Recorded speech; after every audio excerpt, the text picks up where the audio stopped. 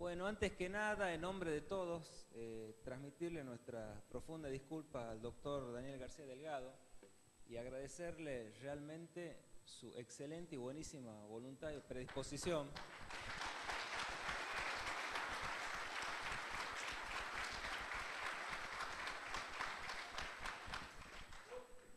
Un poco haciendo de catarsis, yo de fundación siempre me la paso llorando de que soy variable de ajuste, de cosas que hacen los otros, de planificaciones, claro, cuando él siempre me corren a mí.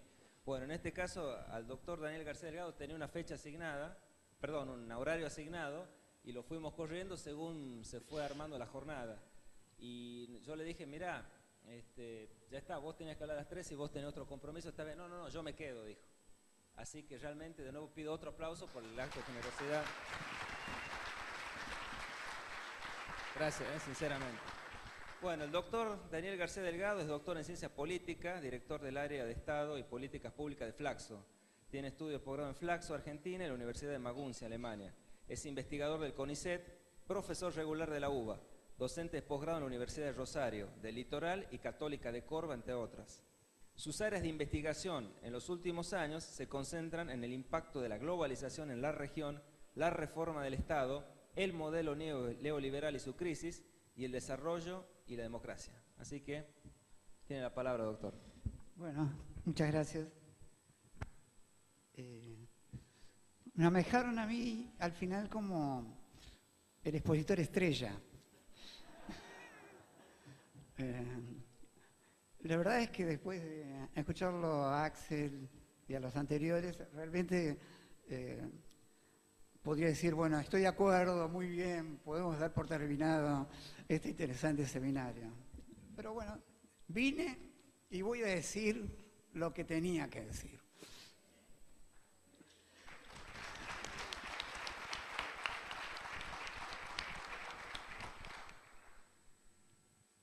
Ustedes vieron el título, es bastante complejo, o sea, me dieron una tarea no solamente de expositor estrella, sino de decir prácticamente todo lo que se puede decir sobre las políticas públicas, la impronta neoliberal a 11 años de gobierno nacional popular. Y yo además, como si faltara poco, le puse posibilidades y propuestas de la nueva agenda. O sea que voy a hablar de 4 puntos. Las políticas públicas, las agendas y modelos, la impronta del modelo neoliberal, las políticas agropecuarias del Gobierno Nacional Popular y la nueva agenda que sustituye a la de Sintonía Fina y la que se inaugura en febrero, a comienzos de este año prácticamente. Y qué posibilidades, espacios abre para proyectos, propuestas, innovación y audacia. Entonces, quisiera agradecer enormemente al INTA que me haya invitado, más allá de la tardanza y todo. Para mí es un honor estar con ustedes. Vienen de todo el país, son técnicos e investigadores muy calificados, así que para mí realmente no solamente es un honor, sino es un desafío estar aquí en este momento. Voy a tratar de hacerlo lo mejor posible. Vamos a empezar por las políticas públicas. Bueno, una definición son acciones gubernamentales que buscan resolver problemas de la sociedad específicos, generar transformaciones, responder a demandas, pero no debemos olvidar que también las políticas públicas requieren actores, presuponen relaciones de fuerza y, como decía Axel, son muy importantes no solamente el diseño, sino también la implementación y mucho o tanto la comunicación. Ahora bien, las políticas públicas uno las puede tomar por separado, pero también en muchos casos las políticas públicas ganan en coherencia o incidencia cuando forman parte de una agenda pública. ¿Qué es una agenda? Bueno, es un conjunto de políticas públicas que, digamos, jerarquiza temas. ¿Cuáles son los temas del país importantes en tal momento? O habitualmente los gobiernos inician con una determinada agenda política, por ejemplo, la agenda de Sintonía Fina, y, o puede ser, por ejemplo, la agenda de seguridad. Quiere decir que sintonizan cuáles son las prioridades a las que el Estado debería concentrarse. Esto es lo que el Estado debería hacer o es lo que la opinión pública parece motivada a aceptar como lo necesario. ¿Se entiende? Este sería como cuál es la agenda pública y de alguna manera la agenda también coordina, da coherencia al discurso político, a los distintos ministerios, gobernaciones en lo federal, o sea, construye de alguna manera también lo que podemos decir también ayuda a construir un modelo. Y ahí ya tenemos un concepto más sistémico en el cual, ¿cuál es el modelo que el país requiere y cuáles son los valores, los sueños, las orientaciones? Y en ese sentido, un modelo está constituido por políticas de Estado o políticas públicas estratégicas, por ejemplo, en favor del trabajo, en favor de la inclusión, en favor de la industrialización, de la integración regional o a favor de la concentración, de la financiarización, de la apertura. ¿Se entiende? Hay modelos distintos construidos por agendas y políticas públicas. A eso yo le voy a agregar 3 hipótesis. La ponemos, digamos, como hipótesis para que no se enojen demasiado, pero que quieren decir son discutibles. La primera hipótesis es que me parece que hay un modelo inclusivo y un modelo neoextractivista en la región, en América del Sur, que es la tensión básica que hoy recorre América Latina. Y mientras el modelo de inclusión apunta a promover un fuerte rol del Estado, de las políticas públicas, participación o protagonismo de la población, el empleo de calidad, la industrialización, el neoextractivismo sería una suerte del extractivismo, la primarización, la especialización ayornada a la nueva etapa global, donde efectivamente hay nuevos actores, demandas, cambio en los términos del intercambio, pero de alguna manera se piensa que lo principal que estos países pueden hacer son la exportación de productos primarios con mayor o menor valor agregado. Y así nos ven afuera. Por ejemplo, la Argentina sería, en el neoextractivismo, debería aprovechar al máximo su capacidad de venta de alimentos con valor agregado. Ese sería el neoextractivismo para la Argentina hoy. ¿Se entiende, no? Jorge Castro es un buen, si ustedes lo leen a veces en las columnas de Clarín, es un buen teórico de alguna manera de esta visión de la evolución del capitalismo y cuáles serían las condiciones que tiene la Argentina para insertarse en la nueva faceta actual del capitalismo global. La segunda hipótesis es que el modelo inclusivo que desarrolla este gobierno nacional y popular en estos 10 años generó un proceso de transformación de la sociedad y, como decía Axel, de mayor control de la política sobre la economía, mejoró y redujo la tasa de desempleo, de la pobreza, pero no terminó de cambiar la matriz productiva muy dependiente de las exportaciones del campo. Todavía seguimos dependiendo de si la cosecha y si liquido. ¿Por qué? Porque tenemos problemas de restricción de divisas. Porque no exportamos mucho valor industrial. Entonces, muy lógico también. Y se entiende, esto es como, diría Aldo Ferrer, todavía somos una economía subindustrializada.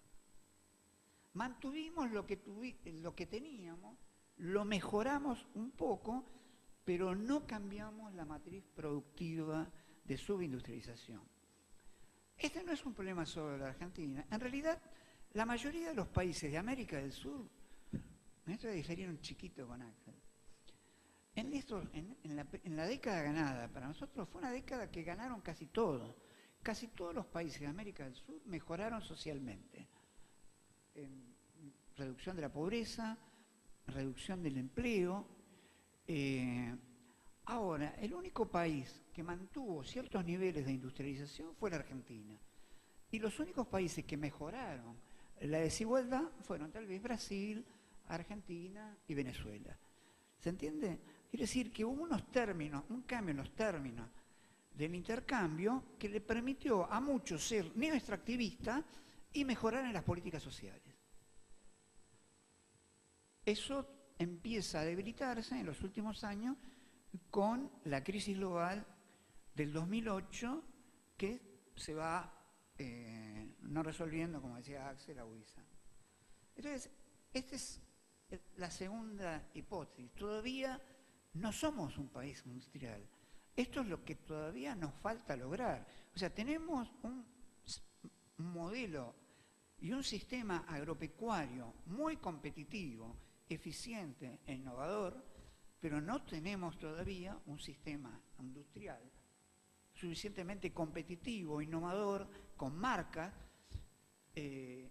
Incluso, para que tengan una idea, nosotros el año pasado fabricamos 800.000 autos. No es mala cosa para... Ahora, el 80% de cada uno de esos autos son productos autopartes que se importan. Y además sus marcas no son marcas nacionales, son marcas externas. O sea, el diseño es de afuera. Los royalties son de afuera. Y se pagan las transferencias. No tenemos marca propia. ¿Sí? Es como... No es una ensambladuría, pero está cerca de serlo. Y lo de Tierra del Fuego, de alguna manera, eso me lo contaba gente de ANSES que decía, nosotros le compramos a Tierra del Fuego 3 millones de notebooks. Y la verdad que le decimos, bueno, sustituyan algunas autopartes para que no sean simplemente ensamblados. Y los otros le contestan, lo que pasa es que no hay fábricas que produzcan determinados productos, y tercero, hay problemas de patente que impiden que produzcamos estas cosas. Con eso quiero hacer un poco más complejo el problema de que la tarea pendiente de reindustrializarla todavía está pendiente.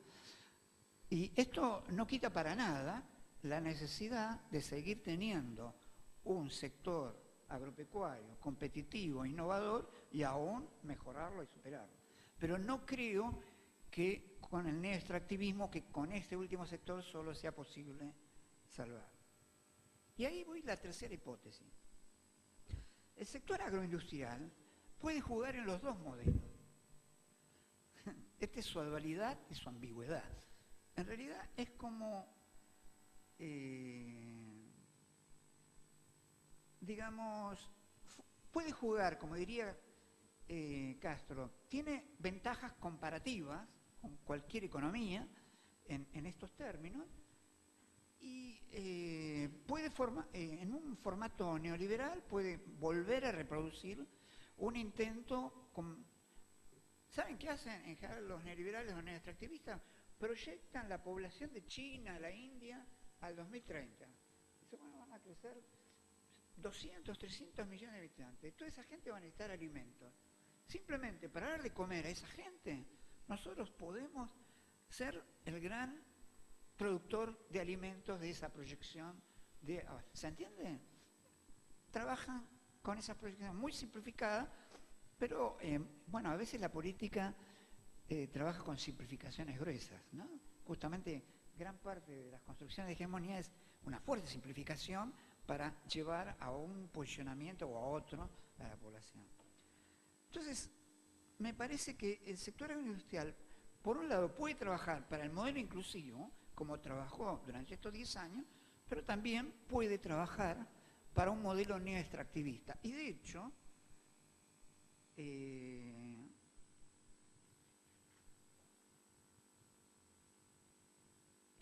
las representaciones más importantes del sector agropecuario están en contra de este modelo y son opositoras y no tienen ni diálogo con el gobierno. ¿Sí? O sea, me parece como que hasta ahora el gobierno ha conseguido actores más bien chicos o así, pero no ha conseguido abrir una brecha significativa ni ha generado un bloque en ese mundo, a pesar de que, como dijo Axel, le fue muy bien. ¿Qué explica eso? Es una paradoja, vamos a intentar explicarla.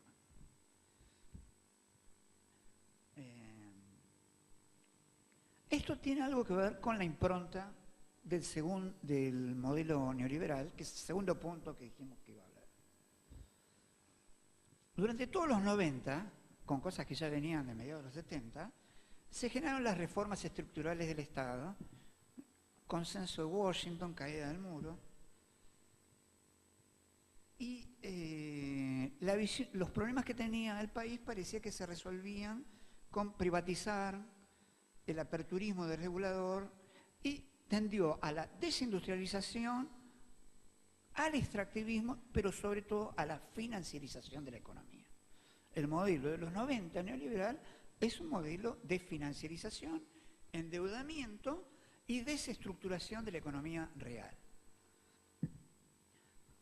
En términos que tienen que ver con el agro, se eliminó la capacidad regulatoria del Estado y de políticas sectoriales. Creo que fue ahí donde se eliminó la Junta Nacional de Granos, por ejemplo.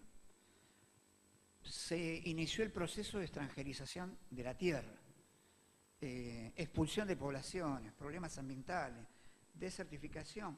Este proceso, ahora, también, o sea, el modelo de financiarización fue acompañado con un inicio del proceso de reprimarización.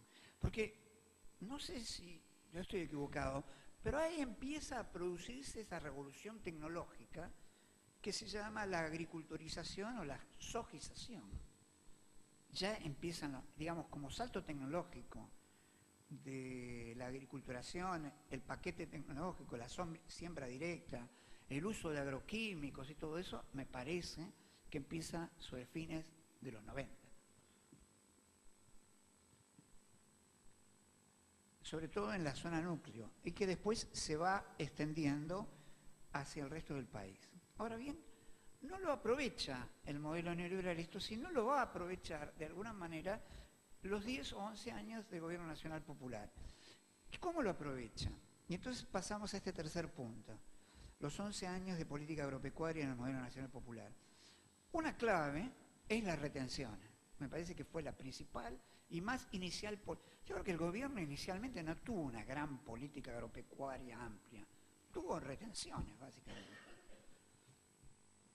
Tal vez tuvo una cosa que fue sí muy importante, que en vez de hacer la revolución agraria, ¿qué hizo? Suspendió los remates, digamos, ¿no? Y que fue muy importante. La especificación asimétrica para los que tenían deudas hipotecarias, etc. O sea, estimuló el consumo a los productores, la economía real, básicamente. Y aprovechó, y yo creo que sí hubo, una revolución de las commodities. O sea, China aparece como actor global, la India y otros países del sudeste asiático como grandes demandantes de alimentos, y de soja en particular, para nosotros, a precios altos y constantes. Esa prosperidad, como dice Axel, no estuvo salvo a comienzos del siglo XX o fines del siglo XX. Y creo que sí, esos mayores precios internacionales, más las retenciones, fue la libertad de acción que le permitió a Néstor Kirchner, a Lula da Silva y a Chávez decirle no al TLC y al ALCA en el 2004. ¿Por qué? Porque tenía ya nuevos clientes, tenía otras posibilidades. ¿Se entiende? El mundo se había abierto y tenía otras posibilidades de jugar, no encerrado en el TLC, y sí jugar a favor del Mercosur y posteriormente en un proceso de integración que decantó también en la UNASUR y en la CELAC. Ahora, esa base tecnológica ya iniciada sirvió también no solo para mantener el tipo de cambio, sino para financiar el Estado, política social, políticas de industrialización, ProPyme, y también una política en favor de la ciencia y la técnica, en que el Estado, digamos, neoliberal, intentó destruir incluso las facultades, universidades, etc. Y justamente el INTA fue favorecido en el aumento de sus técnicos extensionistas revertir la política de privatización que se había intentado imponer, y empezó a generar también el INTA una política más territorial que sectorial, más interactiva con actores, incorporó la agricultura familiar, también los del Pro Huerta, se incorporó a los pequeños y medianos productores en lo que se llama, creo, el paradigma constructivista. ¿Sí? Es un paradigma que intenta proteger, salvar a los pequeños y medianos productores de las tendencias más capitalistas salvajes del modelo positivista o del paradigma positivista. Ahora bien, yo creo que hubo un conflicto del campo que puede explicar en parte, en el 2007, las retenciones móviles, la resolución famosa 125. Ahí se inicia una etapa que me parece que va a dejar una impronta, porque me parece que los actores jugaron no tanto a negociar una resolución, es una pelotudez cambiar. Es difícil cambiar una ley, pero una resolución, se dice, che, cambia, toma este papel y hace otro, porque esto, y además con Lustó. A mí me parece que hubo una lucha de hegemonía contra hegemonía, a ver quién tuerce el brazo a quién. Esto pudo tener algún valor de movilización y de transformación, pero de hecho para mí emblocó al frente agrario y homogeneizó lo que era heterogéneo. La Federación Agraria no se podía ver con la sociedad rural y a partir de esa empezó a formar parte de la mesa de enlace. El bloque agrario, el bloque A, se constituyó como bloque que después también articuló con el bloque comunicacional y el bloque de las grandes exportadores de commodities industriales, Techin, Siderar, etc.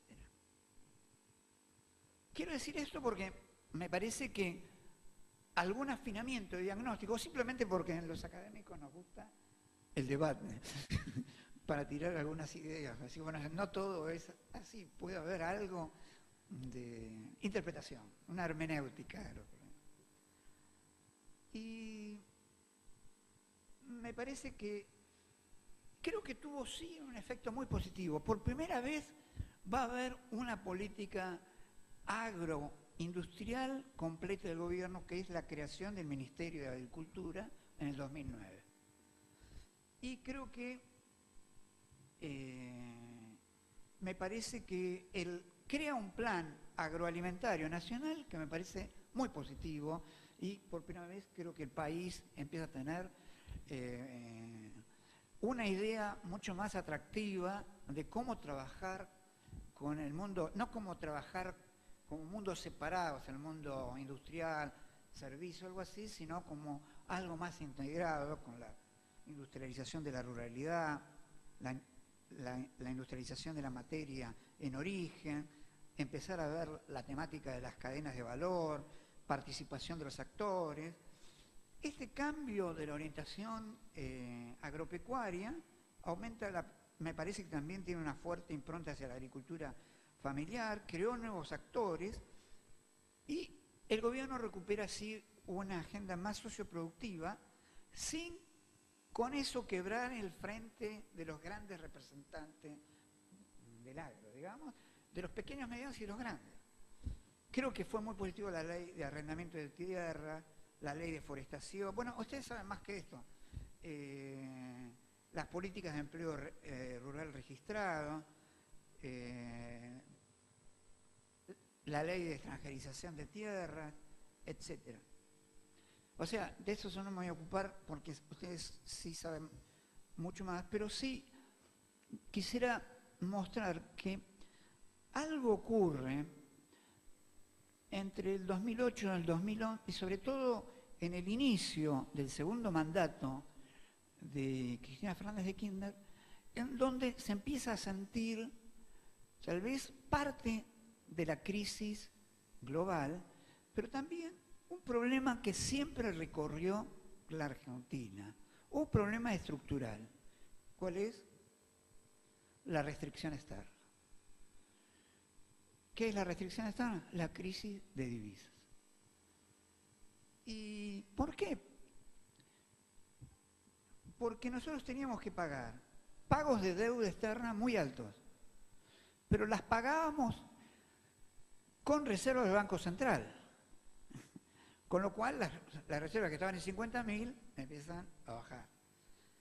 Pagos de insumos industriales, estábamos creciendo enormemente. Cuanto más creces, más tenés que pagar. ¿Se acuerdan de eso que dije? De un auto, el 80% tenés que pagarlo afuera. O sea, es muy interesante crecer, pero de repente empezás a necesitar divisas para poder crecer. ¿Qué otros pagos empiezan a crecer enormemente? Como yo a veces en los seminarios, ¿qué otro pago fuerte empezó a desbordarse? Energía. Exactamente.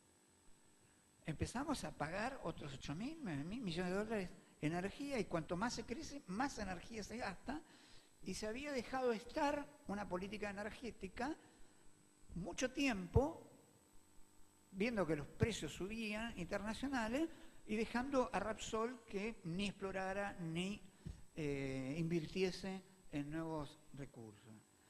Entonces, ahí el gobierno, ¿qué hace? Realiza la agenda, que es un conjunto de políticas públicas como de sintonía fina. Es decir, bueno, vamos a reducir esta brecha, porque si no nos vamos a quedar sin divisas, ¿se entiende? Con toda cada vez teníamos que pagar más divisas, y las divisas que entraban son del canal comercial. Nosotros, como dice la presidenta, nosotros no producimos dólares. Los dólares los conseguimos a través del balance comercial. Y el balance comercial no se alteró significativamente por esta subindustrialización. Sigue siendo predominantemente el sector agroindustrial. O sea, y cuanto más divisas necesitas, más dependés de las finanzas y de los grandes productores, y de los pools de siembra, y de, ¿cómo dice el libro este? Los traficantes. Eso es un título que ya marca un poco el sentido, ¿no? Los traficantes de... Entonces, y me parece que el Banco Central va empezando a quedarse sin divisas. Ahí hay una serie de políticas, que reducir subsidios, y empieza a haber un problema que me parece que empieza a ser complicado, sobre algo que hasta ese momento se había mantenido bastante bien, que es, se empieza, en un momento dado, en el 2011, 2012, la presión cambiaria empieza a desdoblarse el tipo de cambio. ¿Se acuerdan cuando estaba a 4.60, 4.70? Y la ministra, la presidenta del Banco Central, Mercedes Marcó del Pont, subestimó un poco, diciendo que era un problema estacional, que era un problema, bueno, son los turistas que se llevan los dólares, algo así, pero la verdad que era algo más grande. Y cuando se desdobla el mercado cambiario y empieza el blue, y empieza a separarse y empieza la especulación, ¿qué pierde el gobierno? El control sobre el tipo de cambio. Eso es algo que el Movimiento Nacional Popular había aprendido, de que si vos querés gobernabilidad económica y política, tenés que controlar el mercado, el tipo de cambio. Y ahí empieza a perder gobernabilidad el control del tipo de cambio. Y lo pierde en varios lados. También la desestructuración del INDEC empieza a desdibujar la negociación con actores, porque no sabes si la pobreza es 8 o es 20, no sabes si la inflación es 8 o es 25. Empezás a tener una conflictividad de diálogos y discursos, de la cual va sacando provecho ¿quién? Especuladores, exportadores externos, que querían que no devaluase el gobierno, súper devaluase el gobierno. ¿El gobierno qué hizo? Hizo crawling peg, o sea, mini devaluaciones, ¿se acuerdan? Como decir alguien, bueno, 4.70, 4.75, pero eso no servía mucho, porque si vos sabés que va a haber un aumento, bueno, no liquidás las exportaciones, y los silo bolsas fueron ideales para el sector del campo, para retener y no liquidar, y los importadores comprar todo lo que puedan porque sabían que el dólar iba a estar más caro, con lo cual agudizaron aún más la restricción de divisas. Eso llevó a una situación de un febrero de este año impresionante. Quiero decir, las declaraciones de Ben, del ministro, del ex ministro, viceministro de Economía y consultor económico, me parecieron que fueron bastante fidedignas en retratar que en realidad no solamente había un problema de especulación, sino que los sectores agroexportadores y el sector financiero querían llevarse puesto al gobierno. Sí, tenían una estrategia destituyente, claramente. ¿Por qué? Porque creían que lo podían hacer, porque el gobierno no controlaba el tipo de cambio. ¿Se entiende? Esto, bueno, esta es mi explicación a mí. Y esto en febrero, ¿cuándo se resuelve esto?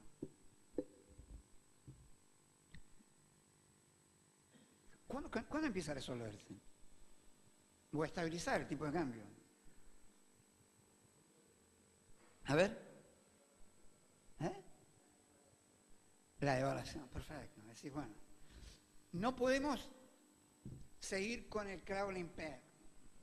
Y el tipo de cambio no podemos manejarlo de esta manera. Y además, el tipo de cambio, los dólares en reserva con relación al dólar a los pesos circulantes tienen una diferencia muy grande. Durante Néstor,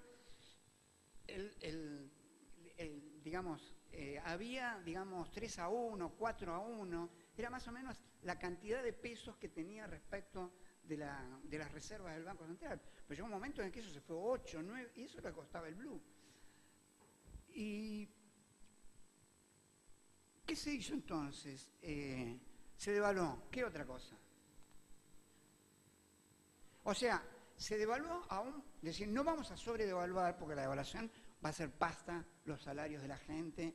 Y vamos a mantener un tipo de cambio que sea competitivo, pero que sea sostenible y sostenible sobre todo. ¿Por qué? Porque la principal labor de la política, dice Luhmann, es reducir la incertidumbre. Si vos no sabés lo que van a costar las cosas y sobre todo el precio que marca el precio de todas las cosas, como es el dólar, vos tenés una incertidumbre que ¿por quién es ganada? Por la oposición, por los especuladores y por los que tienen dólar. Y no por el Estado, ni las divisas, ni el sector trabajo, etc. Bueno, el Banco Central se va quedando sin divisas y ¿qué se termina? Bueno, lo anterior, antes de empezar con la agenda de sustentabilidad, ¿qué es lo que termina para tratar de salvar esto y que cierra de alguna manera para mí la crisis de la agenda de sintonía fina? El cepo cambiario.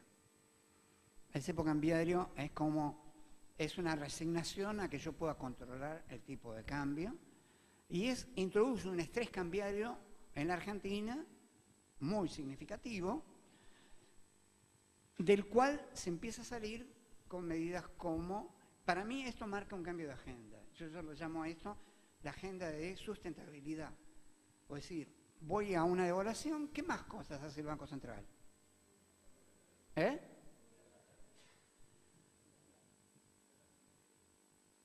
Sube las tasas, perfecto. Hay una mezcla de medidas ortodoxas y heterodoxas, lo cual no me parece mal. Es como decía Axel, el gobierno tiene objetivos, los instrumentos a veces se pueden acomodar. Sube las tasas a 30%, pero ¿qué es a 30%? Es lo que está un punto o igual a la inflación. Entonces la gente ya puede, en vez de seguir corriendo el blue, puede ir a aportar a... ¿Y qué otra medida interesante lo hace? No se le iba a decir a Axel porque tal vez se iba a enojar, pero las medidas estas las toma un no economista, como es el presidente del Banco Central, que es Fábrega.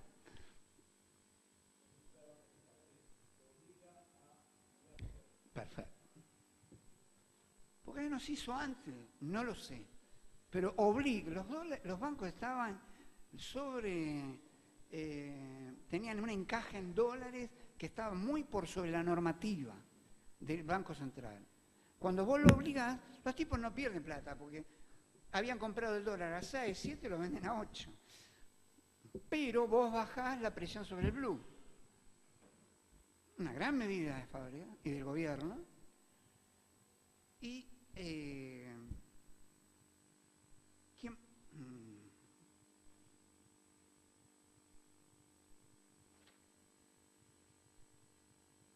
Y se empieza a salir también ¿de qué? Del cepo cambiario. O sea, ¿se entiende eso? La gente puede ir a comprar dólares, poco, mucho, de acuerdo al salario, pero hay como un intento de empezar a normalizar la economía. Y esto en lo macroeconómico, que es decisivo, porque si vos no controlas el tipo de cambio, vas a una ingobernabilidad económica y después política. Primero te desestabilizan la economía, te quitan todas las reservas del Banco Central y el gobierno se queda flotando, que era lo que intentaban los grupos concentrados, especuladores y financieros. Con esto se logró que no quedara flotando y que el Banco Central empezara a recuperar divisas. ¿Y qué medidas económicas interesantes, heterodoxas, hace Axel, obviamente? No voy a explicar, él no lo dijo, pero son buenas. Los precios cuidados es un interesante mecanismo heterodoxo de decir, bueno, vamos a controlar la inflación de otra manera que no ajustar, ni no echar gente en la calle. Y me parece que en el nivel político también hubo interesantes cambios en positivo. Digamos, el cambio de jefatura de gabinete introdujo un nuevo estilo de relación con la oposición. Digamos, el jefe de gabinete habla todos los días con los medios, se pasa 12 horas hablando en el Congreso con Senado, otras 12, digo, no es poca cosa, es un funcionario de una capacidad técnica, de una eficiencia impresionante también. Es un gobernador del interior de provincia, excelente funcionario.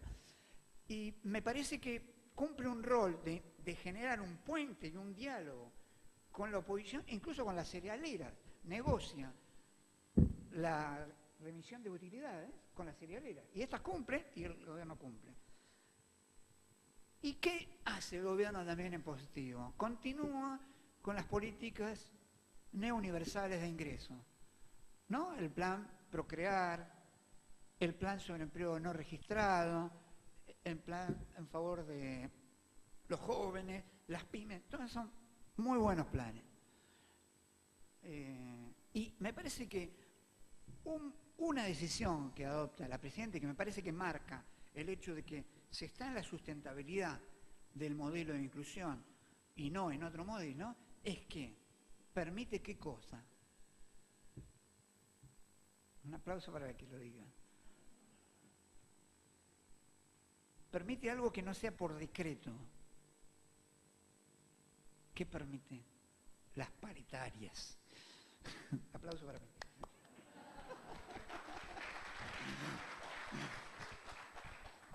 Yo digo esto porque en las paritarias se juega la lucha distributiva en la Argentina, no es broma.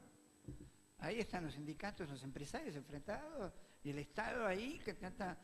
Pero ahí se pelea y por eso la Argentina, y es bueno eso, y por eso la Argentina tiene la mejor distribución del ingreso de América Latina o de América del Sur.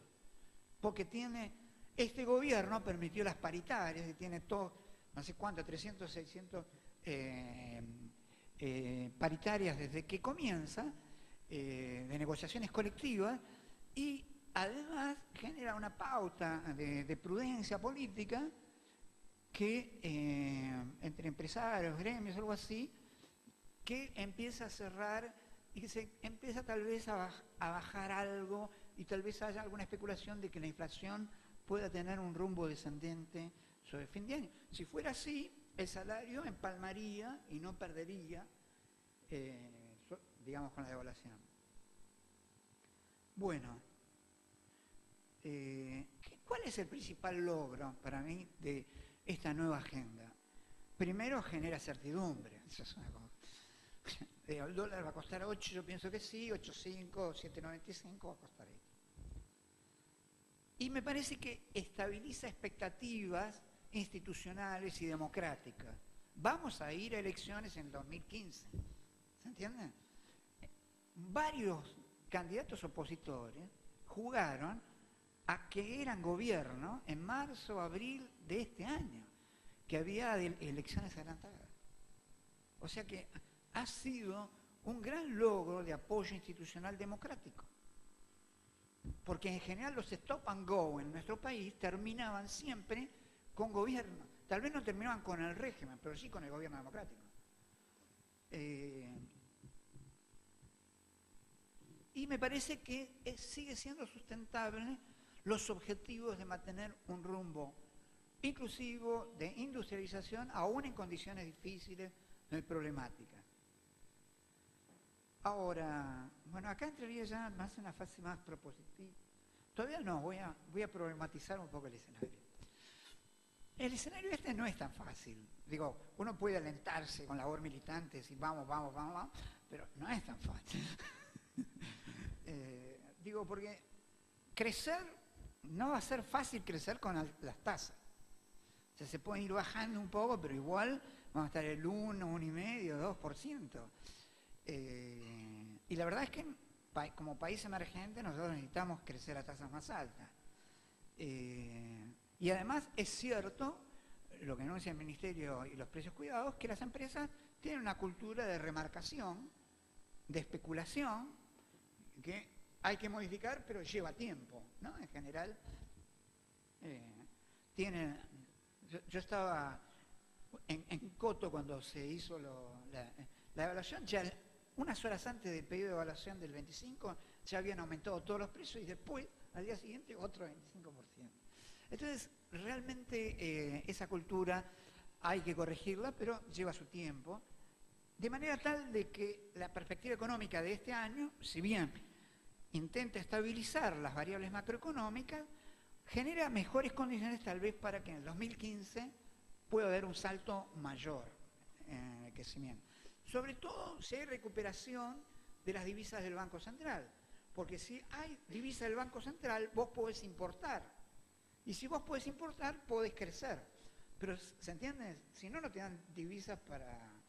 Por eso ahora los brasileños nos tienen que dar en pesos, podemos pagar en pesos la otra parte que antes teníamos que pagar en dólares, porque si no, se rompería el acuerdo automotriz. Después, creo que hay otro problema que es importante, un liderazgo político como el de Cristina no es fácil digamos, estamos en una transición de liderazgo, eso no es fácil de hacer ni de cambiar. Introduce un problema al económico, introduce un tema político de no poca monta.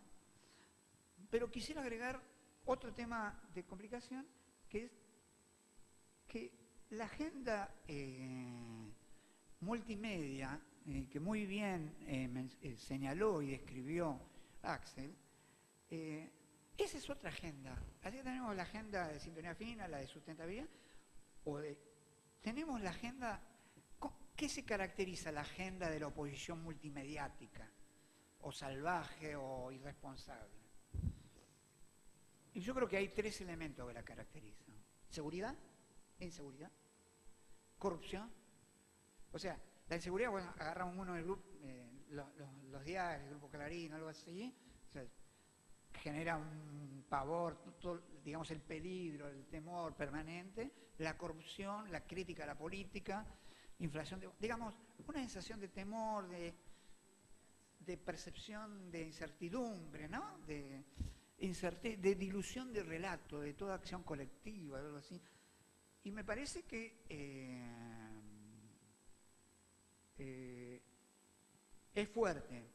Y me parece que además el modelo neoextractivista que está debajo de la oposición multimediática, a diferencia de anteriores momentos, ahora tiene una oposición política competitiva.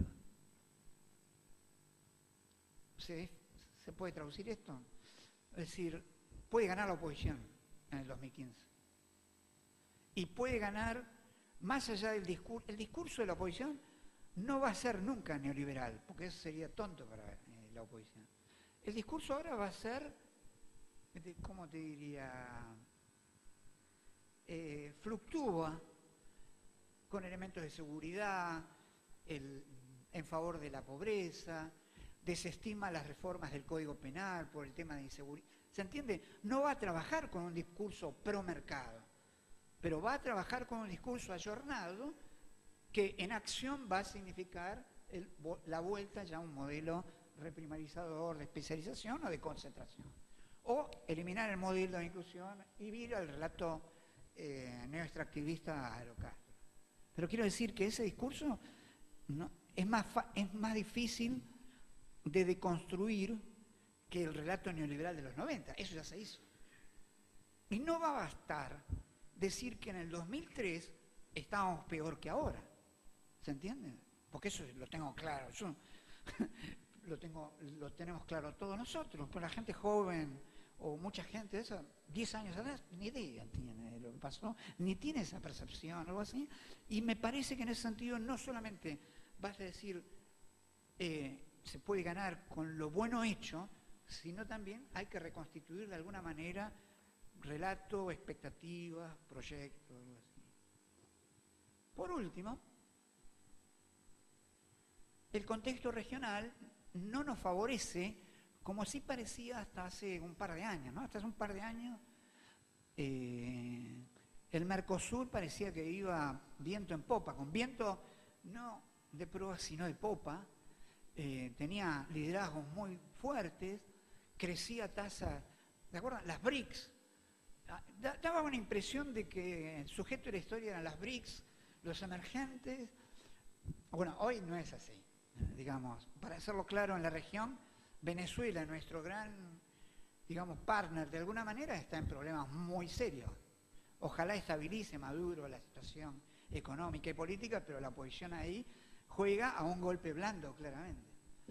Brasil crece a tasas bajas. ¿Cuánto fue la tasa de crecimiento del año pasado? 1, medio el anteaño. Para este año va a crecer 1,5, 2. Es un problema para nosotros que Brasil no crezca a tasas altas. Y es un problema que no es un problema económico, es una decisión política que después en otros seminarios, si quieren, podemos entregar. Porque si Brasil creciera 3-4%, nosotros estábamos salvados. Ya, sin hacer nada prácticamente. Porque es nuestro principal cliente. De autos, de alimentos, algo así. Pero está creciendo 1, 1,5, 2. Disculpen, ¿estoy siendo muy largo? Apuro, sí. Bueno, eso es todo. Bueno, díganme. Quiero decir que a la región no le va tan bien como parecía, y porque también, si uno ve el contexto global, es también un contexto complejo, por lo que decía Axel, que es una crisis global, pero yo le agregaría algunas cosas. Estados Unidos no está igual que en el 2008.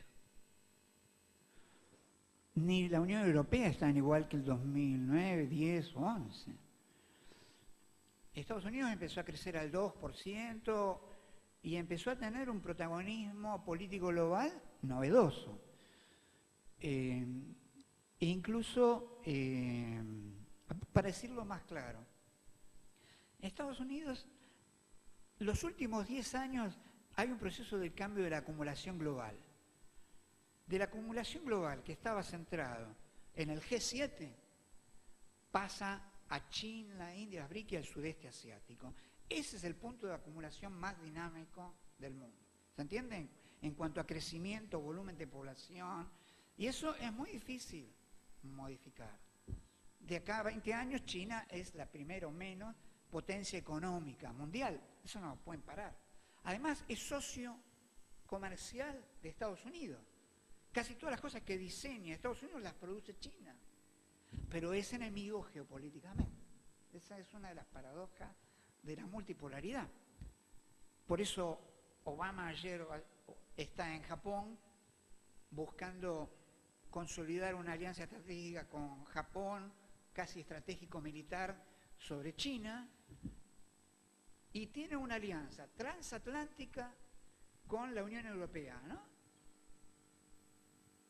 Que en este momento, ¿a quién intenta cerrar o acorralar?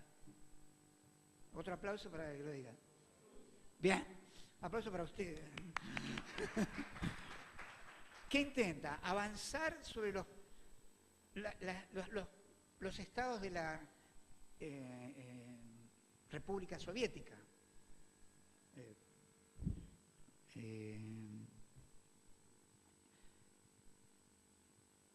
Avanzar hacia el este, de alguna manera. E incluso en este avance amenazaba con dejar a Rusia sin la península de Crimea, y sin la península de Crimea son los principales puertos de Rusia hacia el Mar Negro y hacia el Mediterráneo, que es casi como yugularle una salida geopolítica básica para la Unión. ¿Y Rusia de quién es aliado? De China. ¿Sí? Ese es el bloque. Entonces Estados Unidos está haciendo una alianza transpacífico y una alianza transatlántico. Y una alianza hacia América Latina, ¿con quién? Alianza del Pacífico. Que, entre comillas, parece irle mejor que a nosotros. Entre comillas. Por eso dije entre comillas. ¿Por qué entre comillas? Porque están creciendo más. ¿Sí? El PBI de Perú, de Colombia, de México, no sé el de Chile ahora, pero están teniendo unas tasas de crecimiento altas. ¿Qué es lo que no mejora en esos países ni va a mejorar? Son países, la desigualdad, son no hay industrialización, ni siquiera una reflexión sobre la... ¿Se entiende? ¿Qué pasa? ¿No se escucha? Ahora, más cerca. No entiendo la...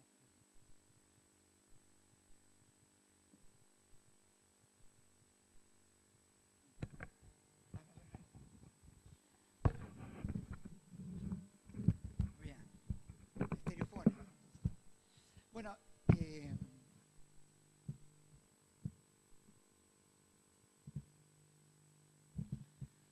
bueno, no voy a ir en esto, pero quiero decir que no estamos tan florecientes geopolíticamente en la región, ni el mundo de los emergentes, de las BRIC, como hasta hace 2 años, ¿no? La América Latina parece, ¿se entiende? La América del Sur no parece estar ahora, ¿en qué alianza o con qué mundo o con qué geopolítica nos vinculamos?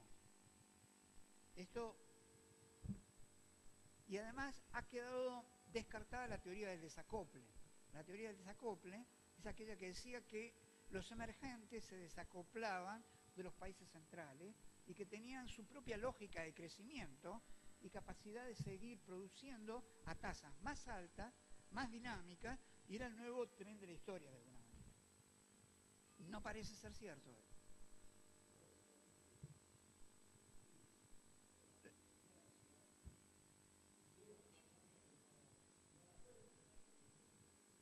¿No la pueden?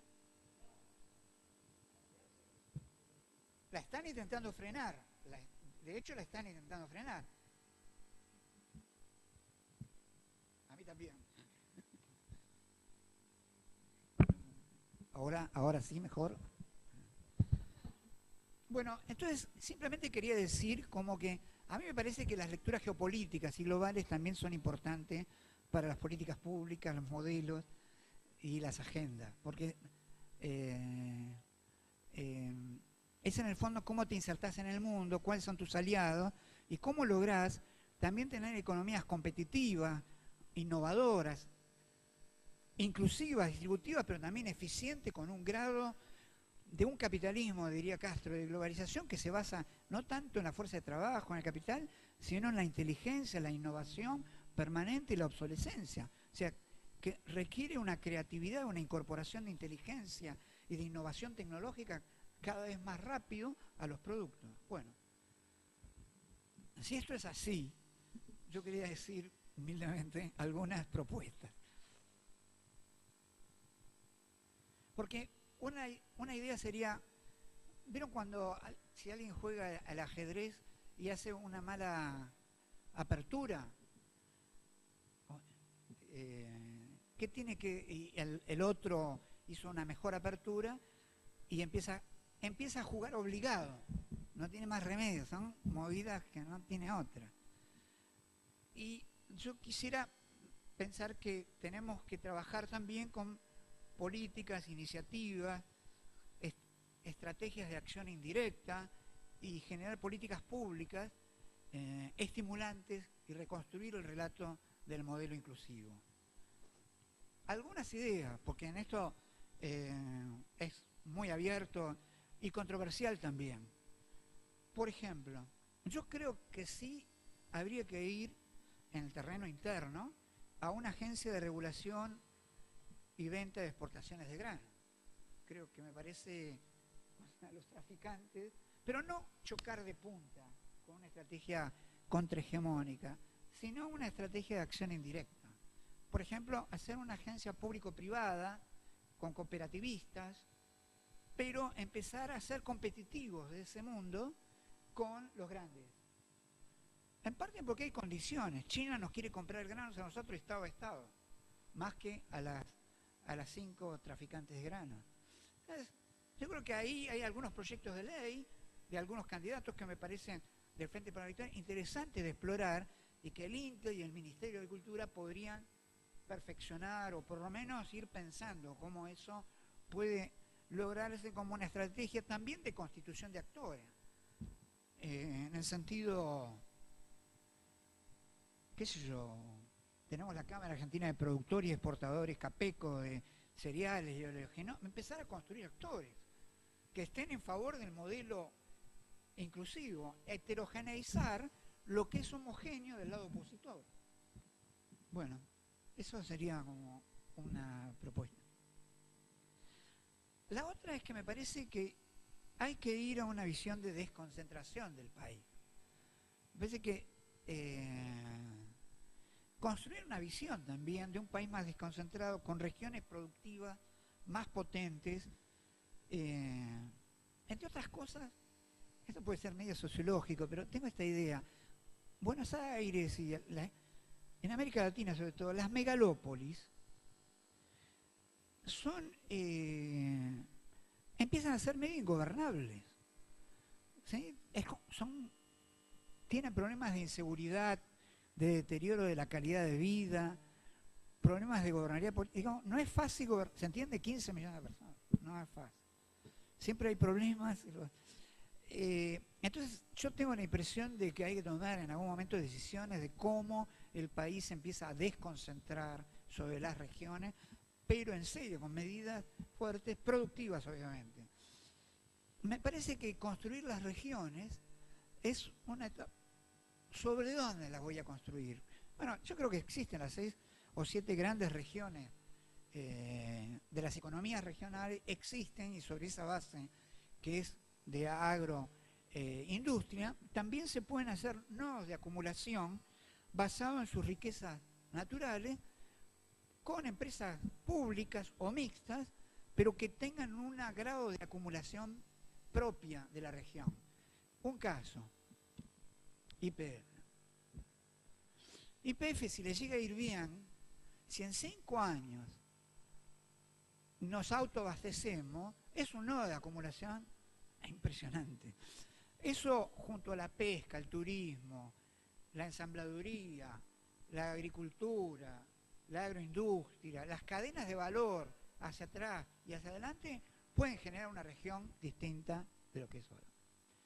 ¿Cómo pensar las otras regiones de la misma manera? Bueno, si ustedes ven, las provincias también se han empezado a constituir con la OFEMI o la Organización Federal de Provincias Productoras de Hidrocarburos, la Organización Productora de Minerales.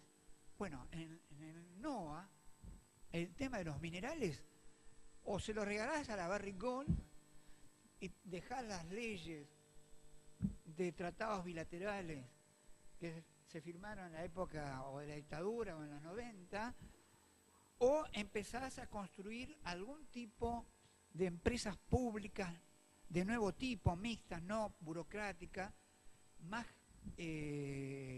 gerenciales y tal vez con inversiones externas, que cuiden el medio ambiente, pero también las cadenas de valor. ¿Qué sé yo? Les doy un ejemplo como cómo pensarlo esto. La cadena del litio en Jujuy, por ejemplo, ¿no? El litio puede ser un salar para sacarse fotografías turísticas, ¿no? De hecho son salares, pero es la base para construir baterías. De hecho, esto tiene litio. Y cuando agarramos un auto, tiene una batería litio. Y nosotros ahí estamos haciendo una empresa con asociación con Toyota, que fabrica automóviles en Zárate, que puede fabricar también baterías para automóviles. Con esto quiero decir que me parece que hay nodos de acumulación basados en riquezas naturales, que cuiden el medio ambiente, que a su vez incorporen bancos regionales, etcétera, que me permitan hacer nodos de acumulación más importantes que las provincias simples vayan a pedir por más coparticipación. Ese modelo de país federal no termina nunca de ser federal. ¿Sí? Eso es para decirlo rápido. Me parece que necesitamos nodos de acumulación regionales, interprovinciales, con más potencia, con mayor creatividad y mayor productividad y competitividad, como diría la presidenta. Entonces,